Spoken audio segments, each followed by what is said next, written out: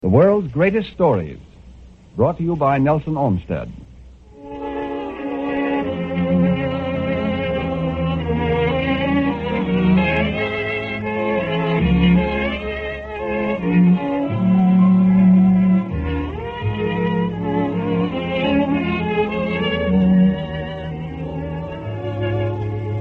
Millions of stories have been told, but some of them, by virtue of their intense dramatic power, will live forever.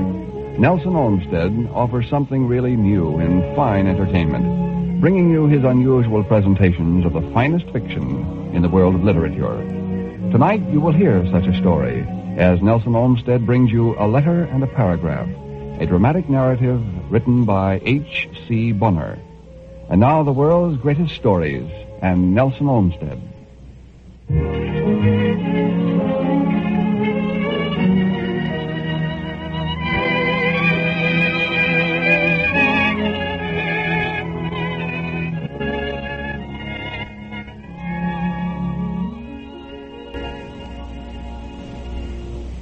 New York, November 16th, 1883. My dear Will, you cannot be expected to remember it, but this is the 5th anniversary of my wedding. And tomorrow, it will be tomorrow before this letter is closed, is my birthday, my 40th. The wife has just been putting your namesake to sleep. Don't infer that even on the occasion of this family feast, he's been allowed to sit up until 11:30. He went to bed properly enough with a tear or two at 8. But when his mother stole into his room just now, after her custom, I heard his small voice raised in drowsy inquiry, and I followed her and slipped the curtain of the doorway aside and looked. But I didn't go into the room. And then, before I could see my wife's face as she bent and kissed him, I let the curtains fall and crept back here to sit by the last of the fire and see that sacred sight again with spiritual eyes, and to dream wonderingly over the unspeakable happiness that has in some mysterious way come to me, undeserving.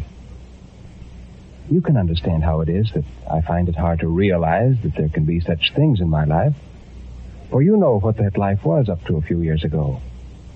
I'm like a man who has spent his first 30 years in a cave. It takes more than a decade above the ground to make him quite believe in the sun and the blue of the sky. I was sitting just now before the hearth with my feet in the bearskin rug you sent us 2 Christmases ago, thinking of the prosperity the world has allotted me and the love which so thoroughly permeates this home. And as I sat and thought, my mind went back to the day that you and I first met 22 years ago, 22 in February next. In 22 years more, I could not forget that hideous first day in the city room of the Morning Record. I sat there waiting for my first assignment. I was 18, poor as a church mouse, green, desperately hopeful after a boy's fashion, and with nothing in my head but the Latin and Greek of my one single year at college. My spirit had sunk far down out of sight. A wretched day that was. The hours went slow as grief, and I looked up and saw you entering with your bright, ruddy boy's face shining with wit, beaming a greeting to all in the room. In my soul, I cursed you for your lightheartedness and your look of cheery self-confidence. And just then came that awful summons, "Barclay! Barclay!" I shall hear that strident note at Judgment Day. I went in and got my orders and came out with them, all in a sort of daze that must have made Baldwin think me an idiot. And then you came up to me and scraped acquaintance in a desultory way to hide your kind interest. You gave me a hint or two as to how to obtain the full account of the biennial meeting of the Post-Pliocene Mineralogical Society, or whatever it was, without diving too deeply into the Post-Pliocene period. I would have fought for you to death at that moment. It was a small thing, but the friendship begun in manly and helpful kindness has gone on for 22 years in mutual faith and loyalty, and the growth dignifies the seed. A sturdy growth it was in its sapling days. It was in the late spring that we decided to take the room together in St. Mark's Place. A big room, and a poor room indeed, on the 3rd story of that battered caravanserai. And for 12 long years it held us, in our hopes and our despairs, in our troubles and joys. I don't think I've forgotten one detail of that room. There's the generous old fireplace, insultingly bricked up by modern poverty, all save the meager niche that holds our fire when we can have a fire. Then there's that great second-hand table, our first purchase, where we sit and work for immortality in the scant intervals of working for life. Your drawer with the manuscript of your Concordance of Political Economy is to the right. Mine is to the left. It holds the unfinished play and the poems that might better have been unfinished. There are two narrow cots, yours to the left of the door as you enter and mine to the right.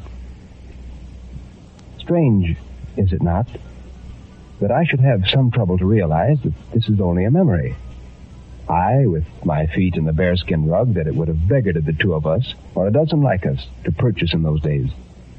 Strange that, in my mind, I should be wandering on the crude work of my boyhood and my early manhood. I who have won fame and name, as the world would say. I, to whom young men come for advice and encouragement, as to a tried veteran. Strange that I should be thinking of a time when even your true and tireless friendship could not quench the subtle hunger at my heart, a hunger for a more dear and intimate comradeship. I, with the tenderest of wives scarce out of my sight. Even in her sleep she is no further from me than my own soul. And then, when you left me, you had turned your pen to money-making at the call of love.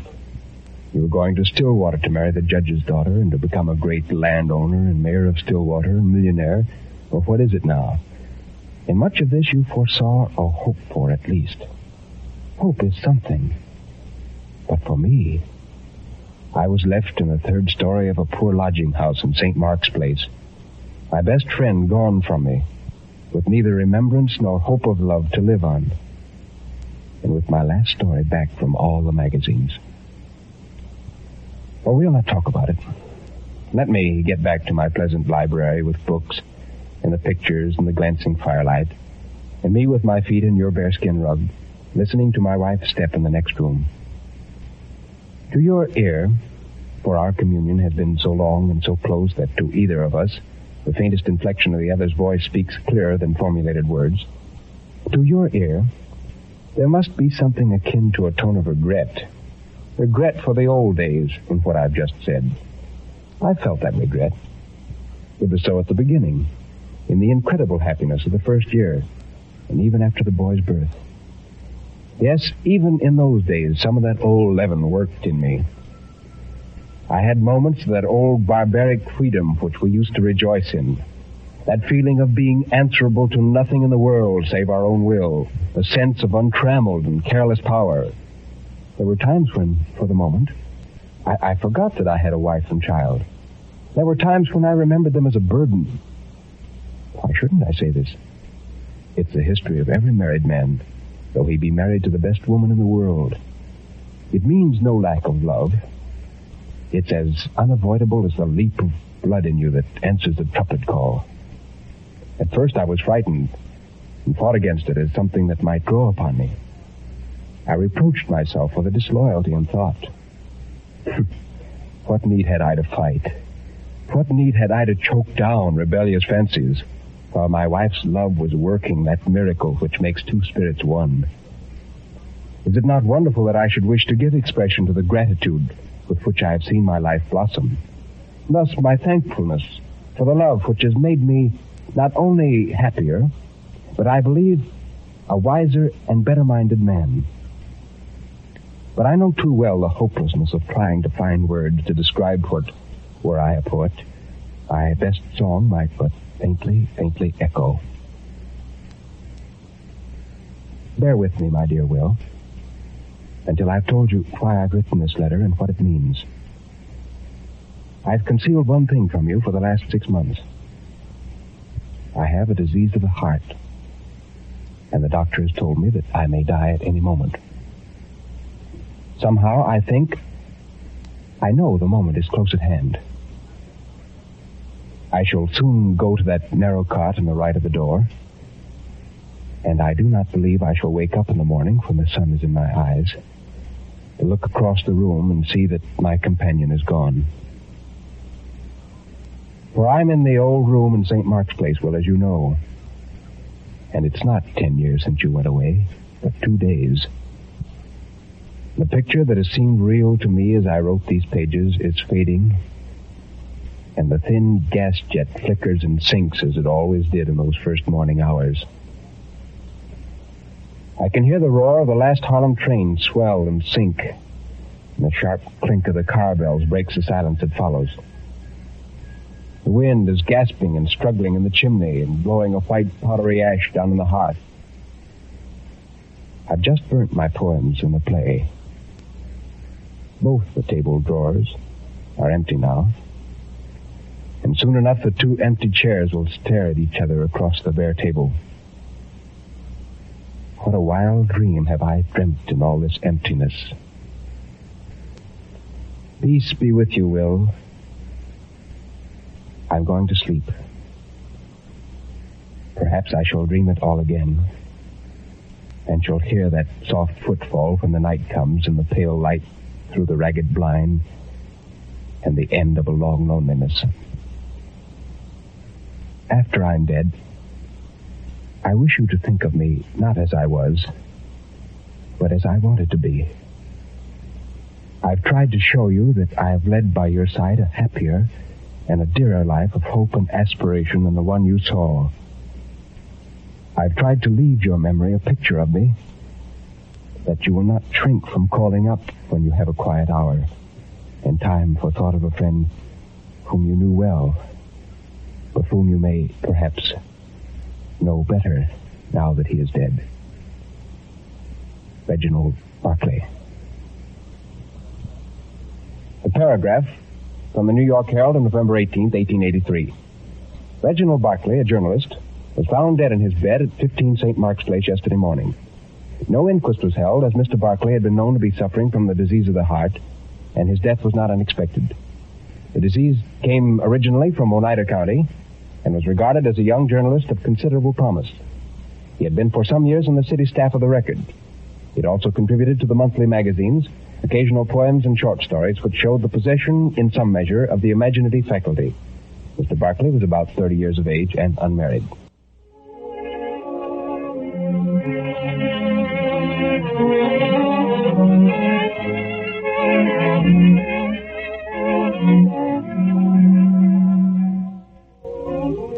Once again, Nelson Olmsted has presented a great short story of the world of literature. And now here he is with a closing word. A letter and a paragraph is from the pen of one of America's cleverest writers, H.C. Bunner, who lived from 1855 to 1896. And this story tonight, depicting a very sentimental, a very idealistic, a very artistic dreamer, is to me extremely vivid. A man who knows he cannot live, who feels death is very imminent, writes a letter to a friend in which he constructs his life as it might have been. I rather suspect that a great deal of this story Bunner took from his own life. He went to New York when he was very young to get his education, and it soon became apparent that literature was to be his career. He was a journalist and later editor of Puck. His stories are distinguished by a simplicity of motive. Most of them are underlined with a subtle humor, such as his famous Zenobia's Infidelity, which we will review before long. However, when we meet next Monday night, our story will be Italian from the pen of Massimo Bontempelli. The title is simply Mirrors, but the narrative itself will amuse you, I know. So try to be with us, won't you? Until then, good night and good reading.